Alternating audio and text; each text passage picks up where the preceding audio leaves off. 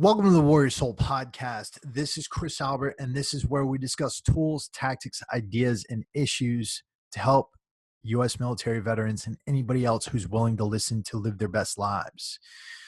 In today's podcast, we're going to be discussing a subject that has probably colored the lives of most people who listen to this show, and that is war. When we think about war, it usually falls into one of two perspectives. We either think of war as an intensely evil and awful thing that should never happen and that all war is wrong. Or we think of war in an overly romanticized view where we see it as a game or as a rite of passage. And it's funny because, in our society where we have so many thousands of pages of literature and so many history books, so many movies and so many TV shows devoted to war or combat or violence. So few of us have ever actually served in combat.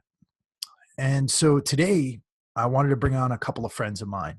Dr. Michael Robillard is a philosopher from the University of Oxford. He got his PhD from the University of Connecticut.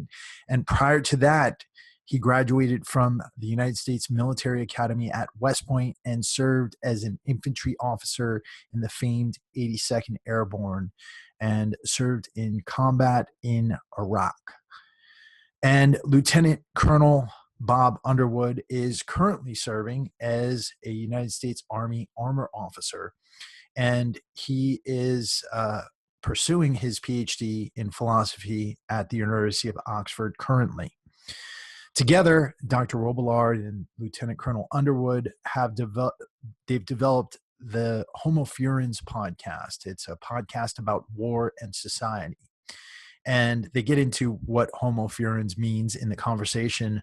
But above all, we have an in-depth discussion about war, about how war affects our society, about how war affects the warrior, and about our differing perspectives on war and where the reality likely lies. And so it's a really good discussion. Hope you guys get a lot out of it. Before we get into the show, I just want to give you a note from our sponsors, F-Bomb Nutrition, amazing company. These guys have really supported our show so much. They've also been supporting the troops out there. They've been sending boxes of their product out to troops serving abroad. Really, really great people. Ross and Kara run the company, and their product is this awesome. They have these awesome portable packets of fats. I'm always talking about the benefits of a high-fat diet or including healthy fats in your diet, whether you're keto or not. And these packets contain a macadamia nut butter base, and they've got different mixtures that they have. Macadamia nut butter mixed with coconut butter, macadamia nut butter mixed with sea salt, mixed with chocolate, mixed with pecan butter. Absolutely delicious. They taste like a crushed up macadamia nut butter cookie without all the sugar. And for our listeners, they are giving 20% off to anybody who goes over there for the first order. And you can go over to www.dropandfbomb.com.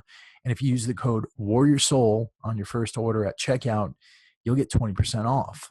Again, I can't say enough about these guys. They're absolutely amazing people, and love to support them. And I love that they're sponsors of our show. And with that, let's get into today's discussion. I can't talk, guys. Let's get into today's discussion about war, philosophy, and society with Dr. Michael Robillard and Lieutenant Colonel Bob Underwood on the Warrior Soul Podcast.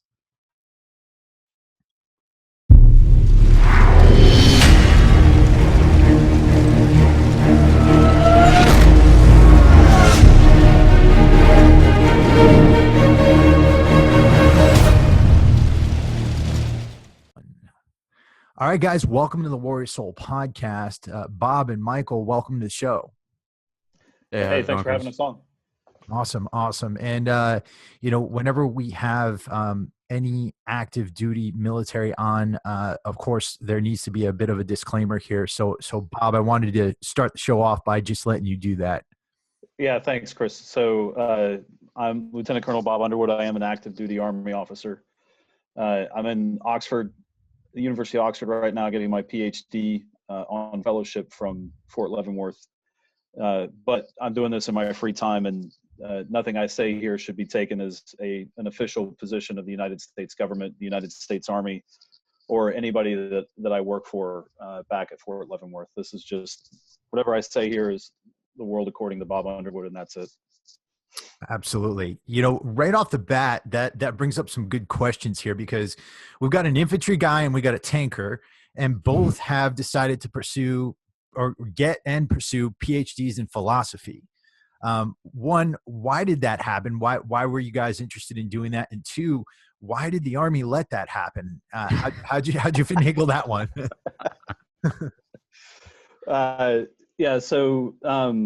Why it happened, at least for me, the short answer is the two things that I loved. I am a tanker, but more specifically, I'm a reconnaissance guy, right? Like that's what drew me to tanks, is because that's what does reconnaissance in the Army. At any rate, so reconnaissance is a thinking man's sport, and philosophy seems to go right along with it. It was something that they both kind of came part and parcel for me. And then I've had, the Army has been very good to me, so that's why I've stayed in and I've been able to make my way. It started with going back to teach at West Point. So after my troop command in the 11th Cavalry Regiment, I went and got a master's in philosophy and went and taught. And that's a pretty straightforward kind of thing, right? Everybody's pretty familiar with that kind of pipeline. And everybody looked at me cross-eyed. All my bosses were like, "Oh, you're going to kill your career," and stuff like that. And I kind of did. So, it put me behind time and stuff like that. And then the Army got this new program about 5 years ago that I'm in right now, which is really pretty amazing. I had a friend that was in the program. It's one of those things where any veteran knows when shit's too good to be true, right? And you read the message on this program, the Advanced Strategic Plans and Policy program, and you're just like, no, this can't, there's got to be a trick, and, there's got to be a hitch in this giddy up. And so I emailed a buddy that was in the program, and he told me, apply this year, apply every year until you get in. It's awesome. And it's been amazing. I applied to the program. I applied as a moral philosopher, so I wrote all my applications as going to study moral philosophy. And they accepted me in the program, and they signed all the waivers for me to go to Oxford, because by regulation I'm not supposed to go to a foreign school, but the Army signed all the exception of policies that I needed, and then I ended up at Oxford I've been here 2 years, and I've got one more year until I finish, and then I'm off to do other things. Wow, that's absolutely amazing. The stars really align on that one. And then, Michael, you went through your career in the Army, and then you decided to come out and get your PhD. What was the thinking behind that? Very much the same sort of arc as Bob's initially. We were both at West Point together. We were both philosophy majors, but we met 2 years ago, maybe. Yeah. So yeah. Mike and our paths been in the same room like 25 times without. Yeah. So, I was initially a military history major at West Point, because I thought to myself that I plan to stay in and be some sort of hotshot general someday, and I need to learn my military history and my Clausewitz and my Sun Tzu and whatnot. And so I started studying under Fred Kagan, who is the son of Donald Kagan, the two military historians. Fred was the chief designer of the Surge. And it was a really great tutelage, but I found that I was really, really bad at memorizing things and keeping them straight in my head. And that the more abstract and the more theoretical the discussions of war got, the better I could grasp it. So then I eventually crossed over. That is my dog going to kill someone. Dog. Yeah. Hold on 1 second, ladies and gents. I'll be 2 seconds. I just got to make sure. Ferocious. Nice. So I just found that the more abstract thinking just appealed to me. So I eventually crossed over to philosophy, and I was one of two philosophy majors graduating in the class of 2002. And my original intention was to go to the 82nd, go to Fort Bragg, with the intention to cross over into the Special Forces community, and then try to get back to teach at West Point as a uniformed military officer, and then to continue on from there. So after my initial time in the 82nd and getting back from Iraq, I decided that I wanted to keep the philosophy dream alive, but I wanted to do it on my own terms. So I got out in 2007 and got a master's degree at the University of Victoria in British Columbia, and then started getting my PhD at the University of Connecticut and finished up there in 2016, just as this 4-year postdoctoral fellowship came along at Oxford concerned with counterterrorism ethics. And I felt like that was a good overlap that I could fit into, where it's sort of a building a bridge between the space of theory and the space of application. So I applied for it, I got it, and I've been here ever since. Yeah, that's, what's interesting about this to me is that a lot of our audience, they were enlisted combat veterans. And so a lot of them are heading off to school right now. And after I was an enlisted Marine, after my enlistment, I went in and I got my master's degree from the University of Connecticut, pursued a PhD in political science at the University of California at Santa Barbara. And I have to say that stepping into that world, the modern college campus here in the United States and even college campuses abroad, it can be a really scary thing, especially if you believe in values and you're not nihilistic and you're not completely off the deep end leftist and anti-United States and anti-government. How did you guys experience going from the military and into this academic realm, this other place? Well, at least in my experience, I found that, but before I went to University of Victoria, I actually took a year and a half off to do more undergrad classes at Bridgewater State University in my home state of Massachusetts. And I found, it's a very blue collar commuter school. So there were a lot of veterans that were doing the same thing I was doing or doing the same thing you were doing. So I felt that kept people, the faculty and the students in general, kept them pretty grounded, I suppose, with people were a bit older. They had a little bit more life experience. So they were less, I guess, maybe swayed by, like you said, some of the utopianism that you see in some other types of far left disciplines. Within philosophy, particularly analytic philosophy, I find it to be quite exceptionally rigorous and quite immune to some of the more postmodern type of arguments that are often, I find, very flat-footed. I think there can be good postmodern arguments, but you really have to be introduced into that and take your time with it and to separate the quality points from the rhetorical nonsense. But I found, at least within analytic philosophy programs at University of Victoria and University of Connecticut, it was very much about the argument first and being able to justify your positions, and that was it. It wasn't infected with some of the excesses, I think, of a lot of postmodern thought. So that's at least my experience. Yeah, I can speak to the strangeness of it for sure. So unlike most of the other, kinds of PhDs that you could get, philosophy has no, like everybody knows, right? Philosophy has nothing to do with the real world. And so there's no industry, right, that spins these guys off. And so if you're going to be an academic philosopher, if you're not doing something else like Mike and I were doing in the Army stuff,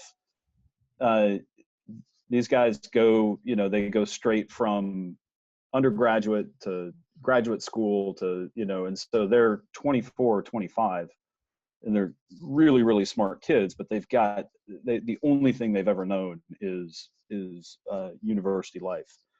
And the first time I went back to graduate school, I was fresh off my second deployment to Iraq. I went to Iraq in 05 and 06, and then troop command, and then hit Georgia State in 07.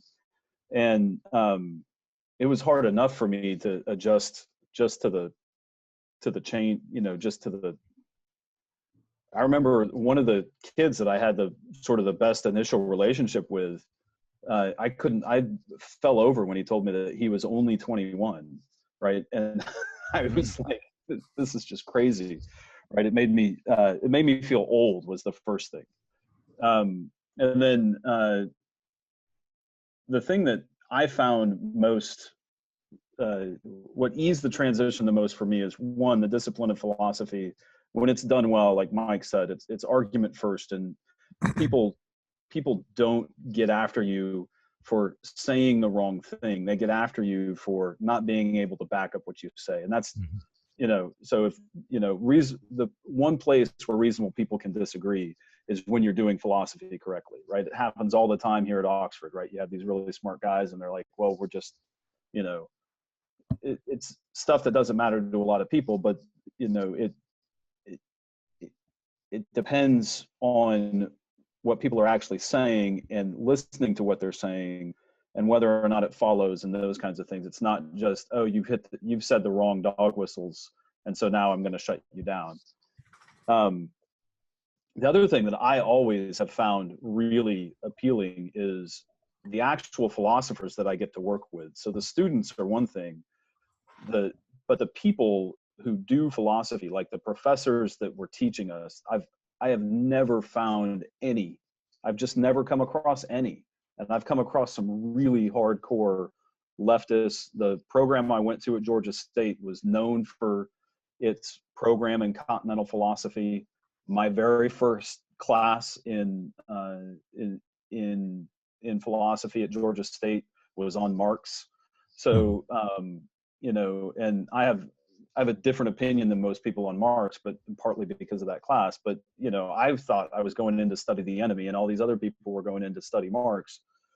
But it was a really well done class. And there was a lot of, sort of authentic kind of dialogue and challenge. It wasn't just, here's the 5 words that we all believe. Here's the 5 things we all believe. And let's yell at the people who don't believe those things. So. Yeah, and I think just from my experience in academia, just studying Marx and different forms of Marxism, from world system theory to others, and other bents on the philosophy, if you look at it less as a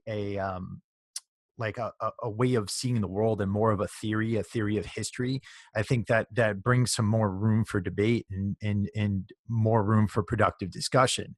The problem I see with a lot of the social sciences and the humanities is that, as Michael had alluded to, there is kind of a postmodern bent in academia these days, to the point where if you make a cogent argument that disagrees with the ideology, and you make or you find empirical evidence that disagrees with the ideology, what they say is they're going to toss the empirical evidence out, tear down whatever source of reality or positivist belief you think you have, and they're going to go with their preferred argument. And that just kind of seems to me what it was. And in my experience, in 2011, as a political scientist who was studying game theory and quantitative methodology, I kind of saw the writing on the wall, and that's one of my reasons for leaving academia. But do you think that the social sciences and the humanities are going to survive what's going on out there? Do you think that these educations that they're delving out, are they still going to be valuable to those who try to pursue them over the next few years and the next decades? Oh, wow. Well, I think the value of the humanities comes not necessarily from degrees in humanity, but the subject matter that it studies, right? So people are still going to write novels that are worth reading. People are still going to develop political theories that operate in the world before they become subjects of academic debate, those kinds of things. What's interesting to me is what you just described. I mean, if I'm a certain kind of postmodernist, right? If I was a Foucauldian structuralist, Mhm. I could have perfectly described what just happened to you as as what has been going on for a long time, right? So I think what's interesting about it is how they right. So some of these programs or these degrees get caught up in, and they can't see that they're doing it to themselves, right? So they'll talk all day long about power structure and how power influences knowledge and stuff like that, and you come along and there's more than one kind of knowledge that challenges power. So, but in terms of the usefulness of a humanity degree, it's as true in 1960 as it today that you don't get a humanity degree because it's going to give you a paycheck, right? It never has. It never will. You know, if you want a paycheck from the humanities, then you find the media outlet of your day that gives you access to an audience that wants to hear or read what you're laying down. So I don't think the humanities are going to go anywhere. I think the study of humanities depends a lot on where you end up, and there's probably pockets of excellence in and out of different places. So I would say, sorry. Oh, I was gonna on this. Yeah. Go ahead and say it, Michael. So I was gonna say that I guess my answer to that question is the same answer I give about thoughts regarding artificial intelligence. People always say, what do you think is going to happen? Do you think we're inevitably doomed towards malevolent AI and a Terminator 2 type scenario, or do you think Ray Kurzweil is right and we're inevitably destined for the singularity and our consciousness is going to be uploaded into the digital oversoul and we're gonna live forever? And I think that neither of those answers are correct. I think that it's an open-ended question, and I would say it's open-ended. It depends upon present decisions of present persons right now in academia and beyond. So I would say the same thing with respect to the humanities and the integrity of academia itself. I don't think it's inevitable that it's going to sort of completely be overtaken by sophistry, nor do I think it's immediately going to be safe if nobody does anything. I think it's open-ended, and it depends upon individual persons having both the epistemic humility to recognize when other viewpoints are correct, or to at least allow to consider different viewpoints, but it also requires epistemic courage to speak what one believes is true and to bring coherent arguments to defend those views, even in the face of social pressure or shaming. So I think it's open-ended. I don't think it's inevitable one way or the other. Now, both of you are Army officers. Both of you have served, and you've both come together now on this podcast, the Homofurens Podcast. Can we talk about that a little bit? One, what are Homofurens, and number two, what's the reasoning behind the podcast? What are you guys doing with it? Well, the name I'm trying to you talk about the pernicious influence of the humanities in the 21st century, right? So I know where you're going with this. Yeah. So if you Google Homofurens right now, you'll get some nice videos of French interpretive dance. It's actually it's for anybody who's been in the Army or the Marine Corps, it's probably kind of humorous. It's just a bunch of ballet guys doing calisthenics, right? Like the 8-count push-up and the side straddle hop and all that stuff. And it's really kind of funny, but it's troubling to me because homofurens is a term coined by Jakelin Gray, who was a philosopher who fought in World War II, and he wrote a great book called The Warriors. And the term is just a metaphor for how the experience of combat changes everybody, right? So you start as Homo sapien, you go to war, and you come back as homofurens. And so that's where the name comes from, is that trying to, frankly, recapture that name and put it back into the conversation about what war is like, what it does to the warrior, and what it does to the society that sends the warrior to fight. So that's really where the name comes from, and that ties into the purpose of the podcast. Like we're interested in understanding, among other things, the impact that war has on the people that fight. And do you think that there's a tin out there as far as the way people perceive the way that war impacts the warrior? A lot of people see it as mainly negative. A lot of people will see it as something that can destroy a person's personality, destroy a person's future, destroy a person's innate bearing on themselves. But we're also hearing a lot of stories of positivity, and also from people who believe that war made them better. War made them better human beings. War made them enjoy their current lives more, and give them an appreciation for what we have here in the United States. What's your take on these disparate views of how war impacts the warrior? I think so. We have a good friend of ours, David Reese, who was in the 82nd at the same time I was, and he's also a philosopher, and he talks a lot about the complex and sort of conflicted view that veterans have, particularly with nostalgia surrounding their military service. So it's this really odd feature, and it's definitely complex and it's definitely mixed, and I think that there are definitely features of one's military service that can be purpose giving, can be identity giving, can hone and bring out the martial virtues that William James speaks about in the moral equivalent of war.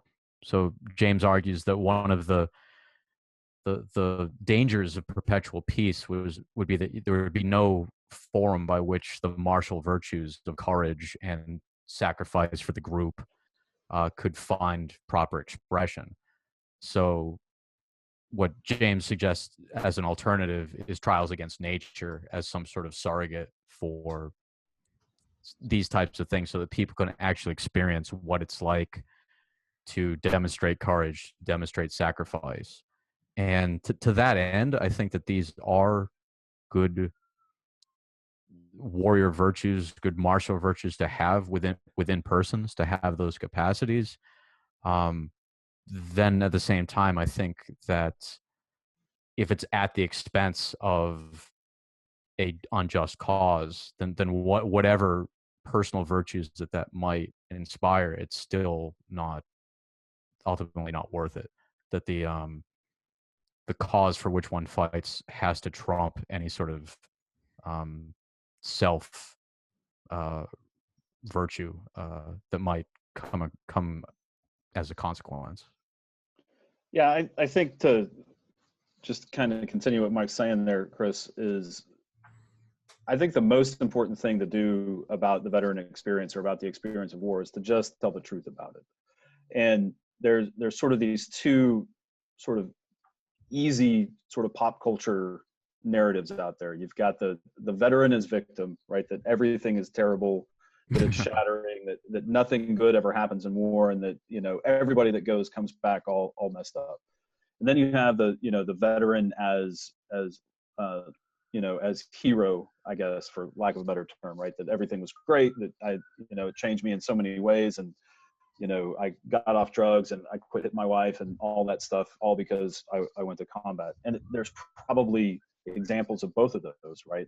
And what's really actually going on is that all of us have this range of experiences where there's things that I did in combat that I'm really proud of, and there's things that I did in combat that I'm not too proud of. There's things that, you know, there's things I love about being in the Army, and there's things that I think absolutely need, if I could snap my fingers and change tomorrow, I would change tomorrow because they need to be changed. Mm-hmm. And so the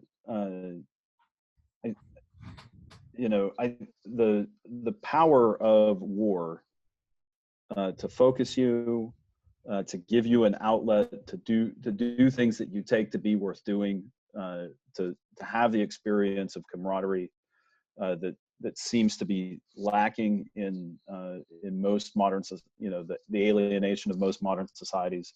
I think there's a lot to be said about the good things for it. It's at least worth asking the question if there's other ways to figure that stuff out. Like Mike was talking about, but I think you're on the money when you say there's more than just bad out there, and there's more than just good out there. And the way to figure it out is to just start telling the truth and giving people the space to say, yeah, I went and fought in Iraq and everything was fine. We muddled around a little bit, but we did some good stuff too. And everything's okay. I still love my wife. I still, can hold a job, and I'm going to vote the way I want to vote. So. Yeah, that's one of the things that was bothering me, especially like a few years ago, when we were kind of like at the height of having the number 22 published all over anything to do with veterans. One of the things that really concerned me about that was the idea that we were actually lending social proof to veteran suicide. And what do I mean by that? Well, Cialdini, famous psychologist, he wrote about plane crashes and how if a suicide was published on the front cover of a newspaper, it would be more likely that there would be a plane crash in that geographic area, because it would be more likely that the pilot would commit suicide. And we're all prone to different signaling with social proof. And so if there's this narrative going around that you have to be a damaged veteran, that you have to be somebody who's on the verge of breaking, or somebody who's on the verge of suicide, and if you're publishing the fact that 22 veterans a day are committing suicide, how much more likely are you making it that other young veterans are going to commit suicide, and that other young veterans are going to fall into that narrative of, oh, I'm broken, or, oh, no fucks given, bro, like that kind of stuff. And that kind of stuff pissed me off big time. Yeah. There's a philosopher named Ian Hacking at the University of Toronto who has this article called the looping effects of humankind. And he has this idea that there are these sort of archetypal social kinds of people. There's sort of the idea of the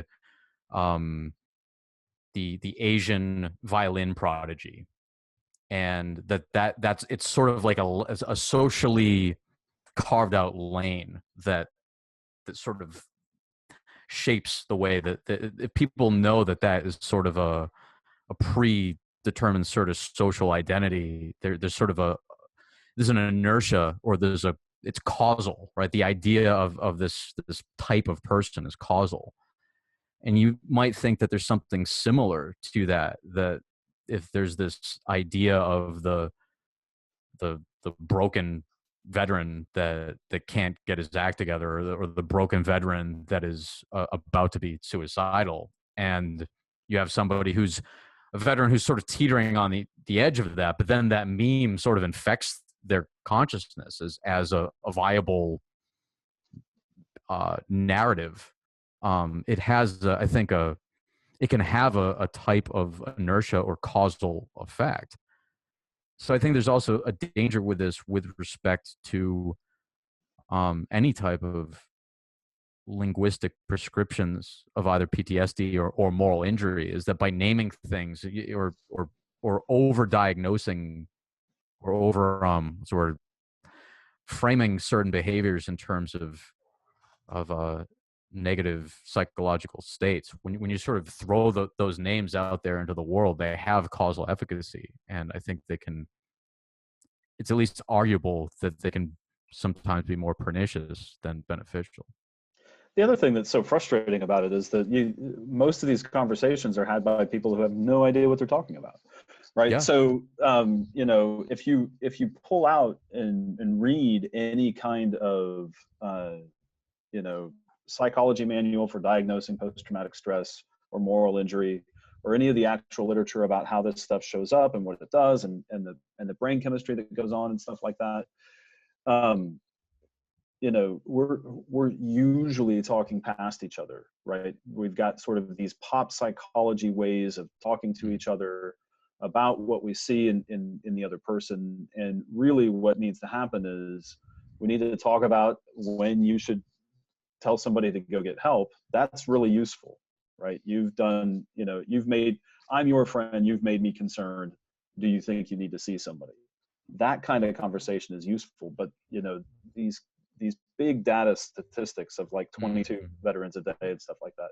One, I can't remember now off the top of my head, but I'm pretty sure that statistic was false in an important way, and I can't remember how it was false. But one of the things that always drove me crazy about it was it's not disaggregated from other statistically relevant categories that these kids would fall into, right? So one, males of the age of like 19 to 28 or something like that are statistically the most likely to commit suicide anyway, right? So it's there's just so many different ways to explain the phenomenon, and we get latched on to these to these explanations, and then people start treating each other accordingly. And I think you're off and running with sort of the social tipping point and the social proofing that you guys are talking about. Yeah, I mean, I find the 22 push-ups meme and the Basevich's talking about some sort of veteran family reunion at Fenway Park, and these sort of social instances, these social demonstrations of solidarity between the civilian space and the military. I worry if maybe it's not just with respect to veterans. Maybe this is just symptomatic of a generation of slacktivism, I suppose, right? Where you have instances of social signaling on Facebook, on social media. I support the troops, but not the war bumper sticker. I have the T-shirt that's to support the troops, and that's it. Like that satisfies my duty to veterans or to the military, and I feel like there's something off about the more we have these sort of social signaling events.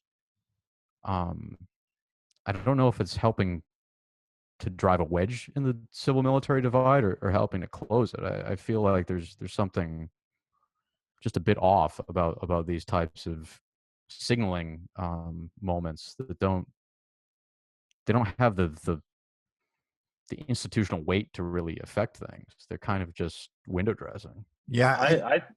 Go ahead, Bob. I'm sorry. I don't think it's an institutional thing. I think it's the veteran as theater, right? So yeah. It's a way for people to sort of voyeuristically participate in the family's reunion on the baseball field, right? Yeah. Or those kinds of things. Like it's to me, it's not about institutions. It's about the lack of authenticity, right? The fact that hardly anybody knows these people in any real way. But yeah. As far as back to those statistics, and number one, I want to mention that I have no problem with anybody who's putting on the 22 push-up challenge. I think that everybody who was involved in this stuff, they meant really, really well, and I'm not insinuating that anybody was purposefully trying to hurt anybody.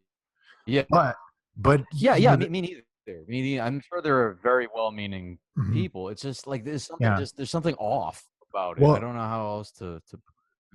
Well, here's the thing, because I think you delved into something that was really interesting here as far as the veteran is theater aspect of things, and I think war in general, there's a whole voyeuristic thing going on. And you know, if you look at our movies, you know, Hollywood, they'll come on, they'll criticize gun owners, they'll criticize war, they'll criticize, you know, policies. But if you look at the movies, they're extremely violent. People die like crazy, and I think there's an inherently human voyeuristic aspect that where we get very, very obsessed with war, where we get very obsessed with viewing war, where we get very obsessed with people who go to war but don't necessarily want to go to war ourselves.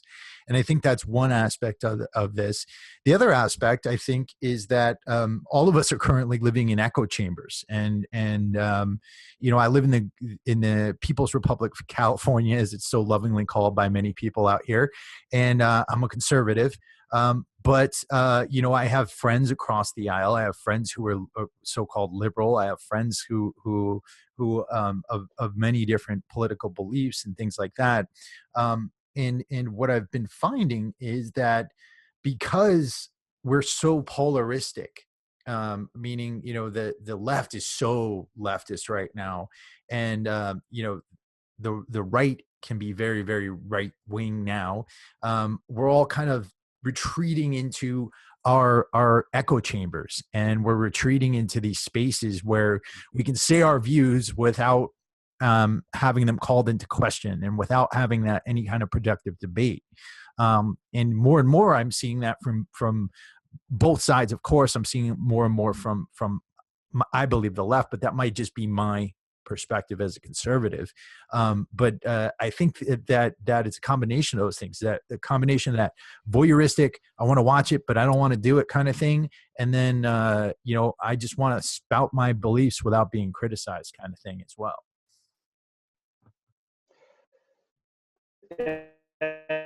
No, I think that, I mean, the problem, right? The alienation of you know, being a human being in a world where there's 7 billion people, and something new to look at every 7 seconds.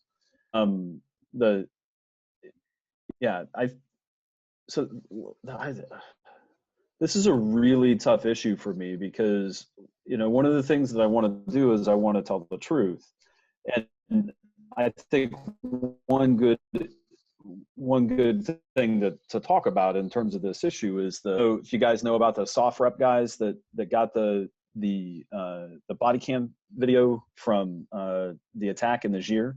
I got to be real careful with this, because I should repeat my disclaimer. I have no inside knowledge of what happened in Niger. I'm not part of that chain of command. I don't know anything about what happened in Niger. The guys from SOFREP got a hold of the body cam video, and they put it out on YouTube. So you can go on YouTube and see, you know, that ambush go down and watch these Green Berets get killed.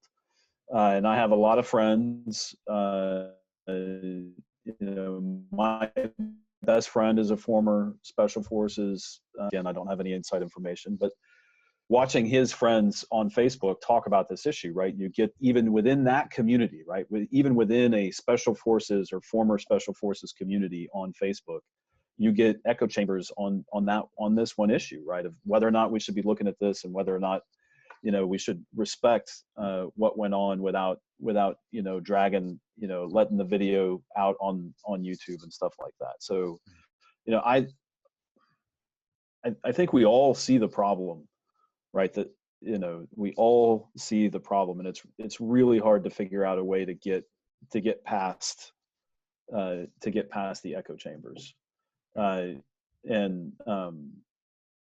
I really think that it's just false to think that it's one side or the other. Mm-hmm. You know, I'm probably as a result of the education that I've had, like I'm on the other side of the aisle from you, Chris. You know, and over here in the UK, I see the US media in a different kind of light, and man, I can't find anywhere. Like there are some reporters that I give time of day to, like who wrote this or who's speaking right now. but man, I can't find on any side, right? It seems like at some point somebody's going to say something, and I'm just like, man, that is obviously false. Yeah. Or that can't, it just can't possibly be true. Yeah. And but what to do about that, man? If I could solve that, I could probably run for president. I think it's an understanding that when you attach yourself to an ideology and you're rigid about that ideology, you cease to speak the truth, right? When you attach yourself to any sort of ideological perspective that you're going to be extremely rigid about, and you're not willing to bend on it, then it goes back to what you were saying before, is not being able to speak the truth. And I think regardless of what your beliefs are, as long as you're willing to have a productive argument, to have your views called into question, it doesn't matter if we're on different sides of the aisle. What matters is that we're talking about it, and that we're actually having a productive discussion about it, rather than pointing fingers at each other and saying, this is your fault, that's my fault, this is that, that kind of stuff. Yeah. This is what I really think, the value of philosophy is. I mean, philosophy, sometimes it's referred to as the long discourse or the long dialogue. And Lou Poyman, who is one of my mentors at West Point, he really, really stressed that it's not about winning. It's not about scoring points. It's about you and your interlocutor are both aiming at the truth, and you're both contributing your particular, the best of what reasons and justifications you have, and the best that they have, and then together there's with the appropriate attitude and the appropriate epistemic virtues, what emerges is a better total picture that is beneficial to the whole. But it requires, amongst other things, I think a set of attitudes and a set of dispositions prior to the idea of winning an argument. Most disagreements I see in public discourse, I don't think people are actually disagreeing. Mm-hmm. I think I don't think people give their opponent enough time to get on the same page, so to disagree. I think most of the time people are talking across one another, and they haven't even settled on a space of disagreement yet. Mm-hmm. So I think that hopefully, as things sort out in the 21st century with this sort of new media that we're on, these echo chambers will become more open, and we can have more dialogues. But I think a precursor to that is a set of attitudes and dispositions in persons prior to any particular medium or ideology. Yeah, I think one of my first mentors in philosophy, a guy named Tim Challens, who was just this great iconoclast at West Point, and he told us one day, he's like, "Look, you're not doing philosophy unless you can understand the other argument in a very particular way." And he said, "Look, most people will argue against other positions, thinking the other position is only true if you're stupid or evil, basically, right? So either you just think stupid things, or there's some defect in your character makes you susceptible to the ideology." And the really important thing about philosophy is that you have to approach the other side understanding it as, okay, if I was really smart and I really cared about what was going on and I was properly motivated, why would I believe these things to be true? And if you can't understand the other side from that perspective, not just the facts that tell them they're right or wrong, but also why good, smart people would think these things, then you're not breaking down any kind of echo chamber, and you're not ready to do philosophy, right? You can't do philosophy until, and that's not to say that philosophers always do that. I can think of times where there's people in philosophy rooms, talking past each other in exactly that way. But the disposition to approach the other side from, okay, why would a smart person believe that, and get into that space of why somebody who's smart, cares about their family, wants basically what they want out of the world, would think think those things is probably a way to start. Yeah, I think it goes back to some of the math training I got in my graduate studies, and that was not just to look at the results, but to look at the assumptions applied, right? So Yeah. how are they getting to these results? And I think that's a big thing. That's a huge factor, because having different assumptions can put you in a completely different universe, right? That's a huge thing to consider. Yeah. I know we're getting to the end of our time here, and I wanted to ask you guys each one more question here, because like I said before, we have a lot of prior enlisted guys here and a lot of current enlisted guys who are listening to the show. What would your advice be to that young enlisted soldier, that young enlisted Marine, sailor, that airman who's out there who is looking to further their education?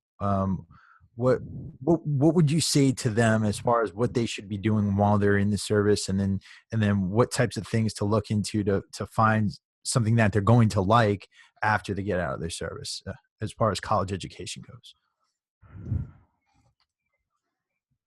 It's a good question.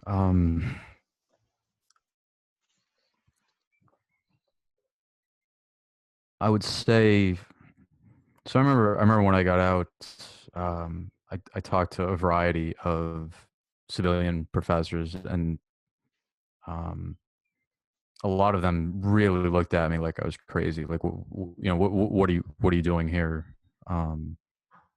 Like, what's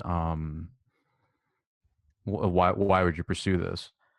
But I had one professor who I talked to, and he had some good advice, and he said, because he told me a similar story when he was a very blue collar type guy trying to get into philosophy and hit a lot of barriers.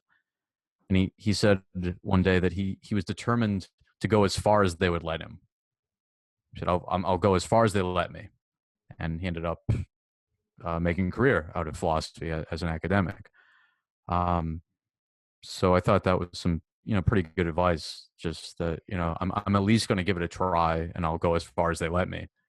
And I think that's, it's at least a good mantra or good ethic to work by, because, if somebody has the discipline to have served in the military, then they have an entire set of skills, of especially the capacity to follow through on things and to complete things. And I think that gives military servicemen a tremendous advantage over folks in the civilian world that haven't gotten a taste of what it really means to possibly be in life and death scenarios, and to be able to follow through and to get something done to completion, not 90% done, but to get it done to standard all the way through. I think that's a very valuable character attribute, and I think it's translatable into an academic space. So I think if any professors or advisors give veterans any type of resistance or dismissiveness, then I think they should at least have faith in their capacity to follow through on things, know that that's translatable, and to go as far as they'll let you. So I think the number one thing I would tell soldiers, and I've advised soldiers along these lines over my career, is there's a real difference between the expectation of a military professional career and what you're going to school to do. And the best way to understand it is, nobody goes to school, especially if you've got high academic ambition. Nobody goes to school to prove how much they know, right? And for someone coming out of the enlisted side of the military, this is a real hard thing sometimes to get around, because think about your very first day at basic training, right? Or the first day you stood in front of a drill sergeant or a drill instructor, right? The whole premise of the conversation is how, You have fucked up something you already should have known, right? Like everything just starts from the word go. It's like, why are you standing there? Why aren't you standing there? Right? And it's all these things that everybody treats you like you should have known, right? And that builds in a certain way of being that can be really, really inhibiting when you get into academic life, right? So don't let that sort of pressure to be already something provable, already something, worth listening to. That's not why people go get an education. People go get an education to actually learn something, to learn something about themselves and to learn something about the world. So, don't get in front of yourself, right? Don't feel like you're going to college to prove anything to the world. You're there to learn. And if they're young enough and they've got no they've got no real world responsibilities, right? They're coming out of the Army or the Marine Corps, and they've avoided all the traps of the barracks and stuff like that. And they've got a life ahead of them. They got the whole rest of their life to settle, right? They got the whole rest of their life to settle, right? I don't think you, Chris, regret going to UCSB and trying for a PhD. Not at all. You turned away from it. If I understood your biography right, yeah, right, yeah, right. And so, but try, underwater basket weaving. Oh no, underwater basket weaving wasn't for me. Okay, great, but they're not regretting it, and they learned something. They learned something really important. Awesome. Well, guys, I want to thank you both for coming on today and taking the time out of your schedule to talk to our audience. The podcast is called Homofurens. And what was the subtitle of the podcast? There was a subtitle, right? Subtitle was a podcast about war and society. Homofurens, a podcast about war and society. And that's with Bob Underwood and Michael Robillard, both out of the University of Oxford right now. And they've got some really interesting concepts. Both have really interesting stories and some really awesome subject matter on there. I definitely recommend everybody go and check that out. And to everybody out there right now, I hope you got a lot out of this conversation. I hope that you learned a lot today. And with that, get out there, apply it, and live your best lives while you can. Cool. Thanks, Chris.